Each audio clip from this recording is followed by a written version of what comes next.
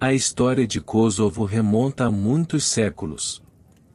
Situado no coração dos Balcãs, Kosovo foi parte de diversos impérios e reinos ao longo dos tempos. Durante a Idade Média, era um centro importante do Império Sérvio. Com a conquista otomana no século XIV, Kosovo tornou-se parte do Império Otomano, uma mudança que trouxe influências culturais significativas. Avançando para o século XX, após as guerras balcânicas, Kosovo foi integrado ao Reino da Sérvia, e posteriormente, à Iugoslávia. Sob o domínio da Iugoslávia, Kosovo gozava de autonomia limitada. Contudo, as tensões étnicas entre albaneses e sérvios começaram a emergir, culminando em conflitos durante o desmembramento da Iugoslávia na década de 1990. A Iugoslávia, uma nação multiétnica formada após a Primeira Guerra Mundial, abrigava uma diversidade de grupos étnicos, incluindo sérvios, croatas, eslovenos, bósnios, macedônios, montenegrinos e albaneses. Durante décadas, o país foi mantido unido sob regimes autoritários que enfatizavam a identidade iugoslava comum, especialmente sob a liderança de Josip Broz Tito, que governou de 1945 até sua morte em 1980. Sob Tito, a Iugoslávia adotou um modelo de socialismo que incluía uma federação de 6 repúblicas: Sérvia, Croácia, Bósnia e Herzegovina, Eslovênia, Macedônia e Montenegro, e 2 províncias autônomas, Vojvodina e Kosovo, ambas dentro da Sérvia. Tito promoveu um equilíbrio cuidadoso de poder entre as diversas etnias e implementou políticas que suprimiam o nacionalismo étnico em favor de uma identidade iugoslava unificada. A morte de Tito em 1980 criou um vácuo de poder que acelerou as tensões étnicas e políticas. Sem o carisma e a autoridade de Tito para manter a coesão, os ressentimentos históricos e as rivalidades étnicas começaram a ressurgir. A economia estagnada e o aumento das desigualdades regionais exacerbaram as divisões.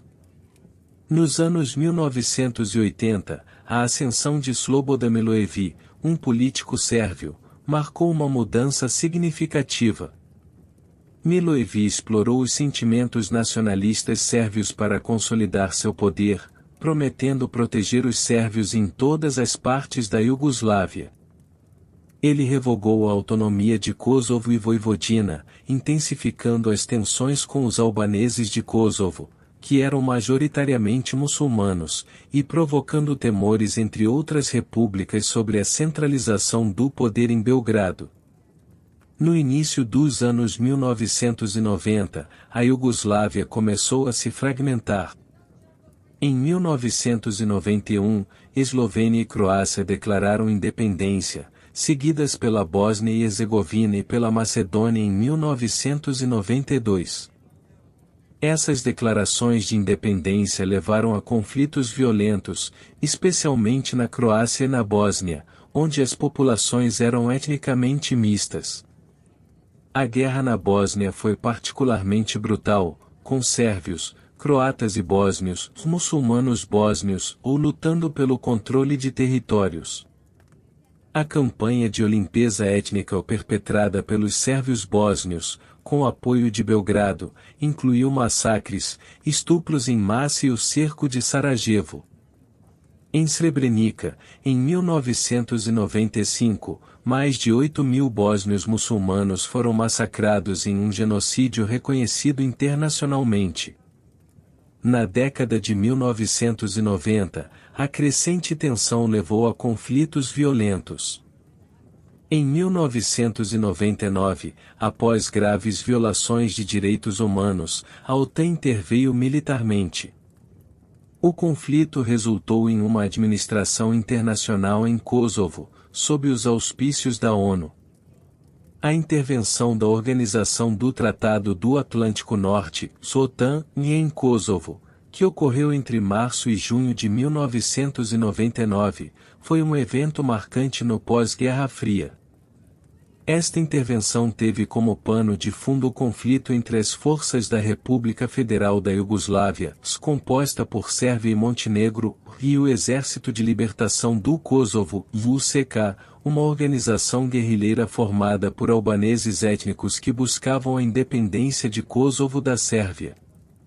Kosovo, uma província autônoma dentro da Sérvia, tinha uma população majoritariamente albanesa, mas era considerada pelos sérvios um território de importância histórica e cultural significativa.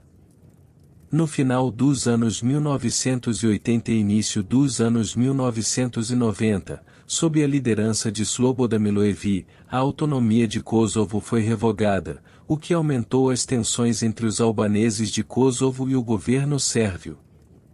A situação se deteriorou ao longo da década de 1990, culminando em uma insurgência armada do UCK contra as forças sérvias. A resposta do governo sérvio foi brutal, com relatos de massacres, expulsões forçadas e outras violações dos direitos humanos, levando a uma crise humanitária. À medida que o conflito se intensificava, a comunidade internacional tornou-se cada vez mais preocupada com as atrocidades cometidas contra a população civil albanesa de Kosovo. Em janeiro de 1999, o massacre de Haak, onde dezenas de civis albaneses foram mortos, chamou a atenção global e aumentou a pressão sobre a comunidade internacional para agir.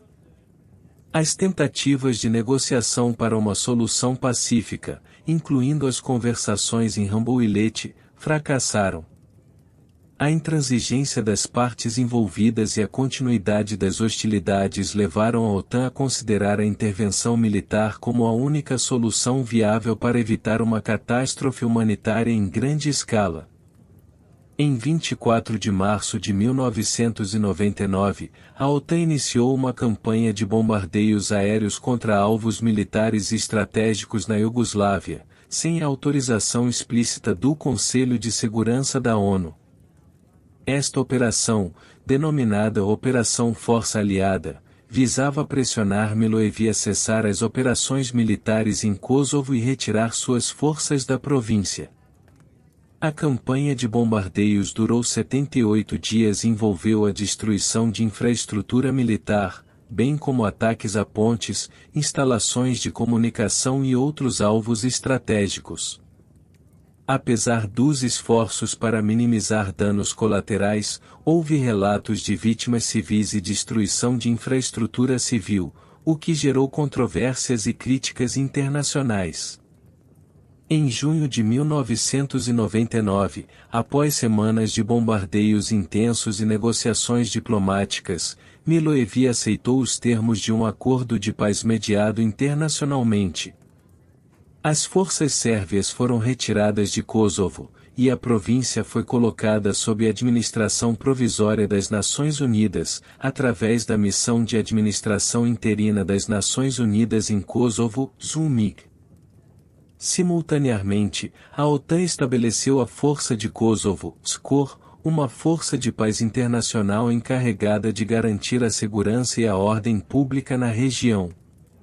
A presença da COR ajudou a estabilizar a situação e a proteger a população civil, embora os desafios de segurança e a tensão entre as comunidades sérvia e albanesa persistissem. A intervenção da OTAN em Kosovo foi um marco na política internacional e nos debates sobre a intervenção humanitária. Embora tenha sido eficaz em cessar a violência imediata e evitar um genocídio, a intervenção deixou um legado complexo. Em 2008, Kosovo declarou unilateralmente sua independência da Sérvia, uma declaração que permanece controversa e não é reconhecida por vários países, incluindo a Sérvia e seus aliados. A intervenção da OTAN em Kosovo continua a ser um tema de debate. Para muitos albaneses de Kosovo, a intervenção foi uma ação necessária que evitou uma catástrofe humanitária e pavimentou o caminho para a autodeterminação. Por outro lado, a Sérvia e seus apoiadores veem a intervenção como uma violação da soberania nacional e do direito internacional. Além disso, a falta de autorização explícita da ONU para a intervenção levanta questões sobre a legalidade e a precedência de tais ações militares. Este episódio também influenciou futuras intervenções humanitárias e debates sobre a responsabilidade de proteger CR2P, um princípio que justifica a intervenção internacional em casos de genocídio, crimes de guerra, limpeza étnica e crimes contra a humanidade. Em 17 de fevereiro de 2008, Kosovo declarou unilateralmente sua independência da Sérvia. Embora reconhecido por muitos países, sua independência permanece controversa, com a Sérvia e alguns outros estados não a reconhecendo. Hoje, Kosovo é um país em desenvolvimento, buscando reconhecimento e estabilidade. A sua população é majoritariamente albanesa, e a nação está focada em construir uma economia sustentável e instituições democráticas.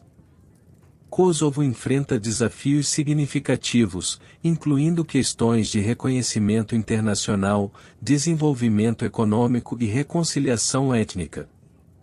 No entanto, o espírito resiliente de seu povo é uma promessa de um futuro mais próspero,